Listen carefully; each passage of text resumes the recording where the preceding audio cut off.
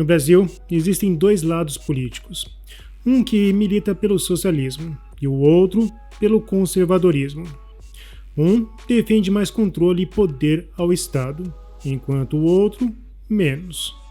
Várias experiências socialistas foram aplicadas e todas elas fracassaram terrivelmente. A mais recente ocorreu na Europa, na forma de uma corrente progressista. O embaixador e ex-diretor dos serviços de inteligência da Espanha afirmou que a Europa está em decadência e, com a perda de sua influência, também desaparecerá o altíssimo padrão de vida. Segundo ele, até 2050 não vai haver nenhuma economia europeia entre as 10 mais importantes do mundo. Não podemos esquecer que a Europa virou palco de diversos atentados terroristas nos últimos anos. Essa experiência populista também ficou evidente na Venezuela, que já foi considerada a quarta maior economia do mundo na década de 1950. Na década de 1970, a social-democracia iniciou um amplo processo de estatização no país.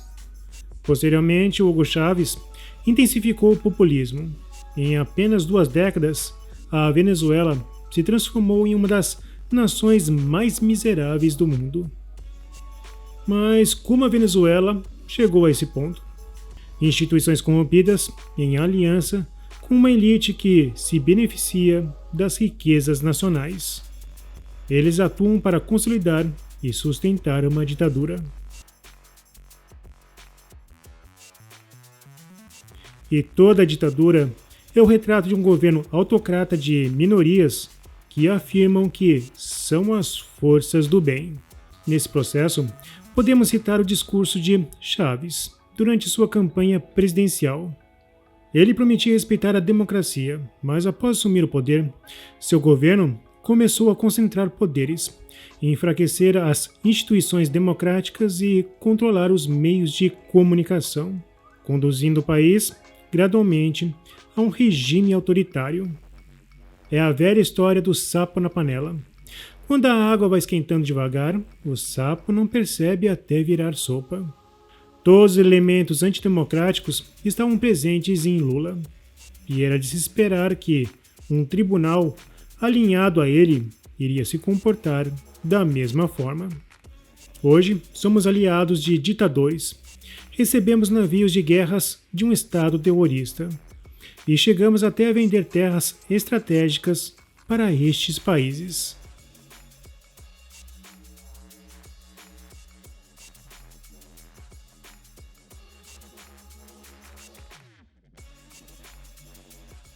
Foi tudo um grande teatro, como apontou a mídia internacional. Lula virou assunto internacional ao confirmar que enviará representante brasileiro à Venezuela para a posse de Maduro. Isso significa, em essência, que o Brasil reconhecerá Maduro apesar da eleição fraudulenta. No final, todo o teatro diplomático, após a eleição, acabou se tornando uma grande farsa. Quantos anos você passa ouvindo dizer que o Maduro é normal? Muito, sabe?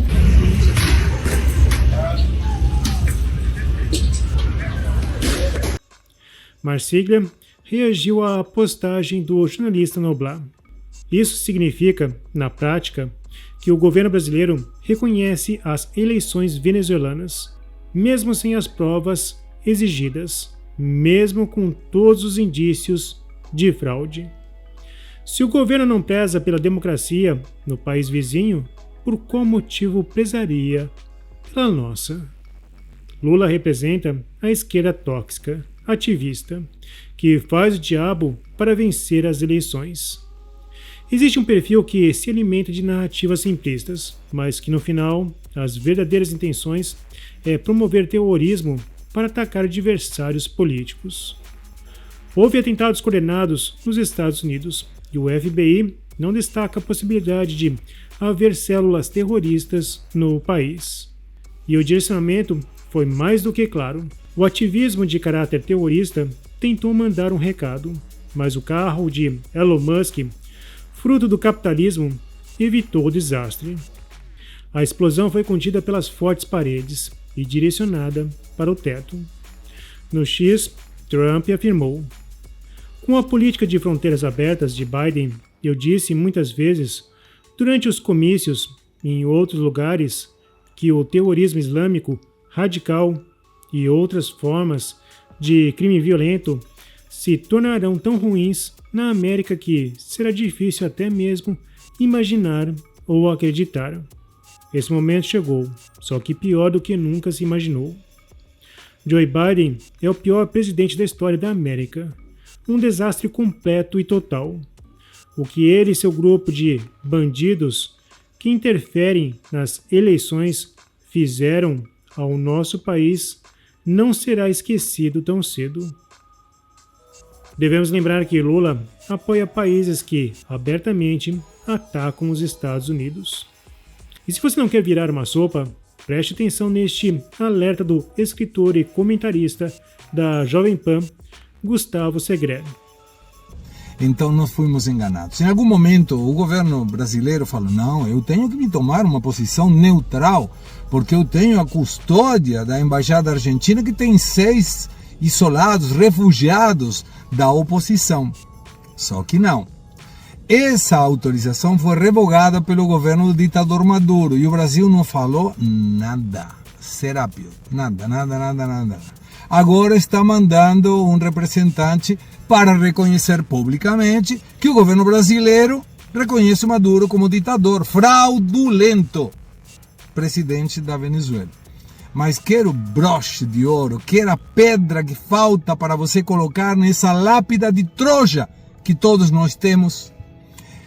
O presidente Lula está promovendo um ato simbólico em defesa da democracia no dia 8 de janeiro, por aquelas manifestações, depredações erradas do patrimônio público. Você sabe qual é a minha opinião. No dia 8 de janeiro eu vou fazer um vídeo sobre isso.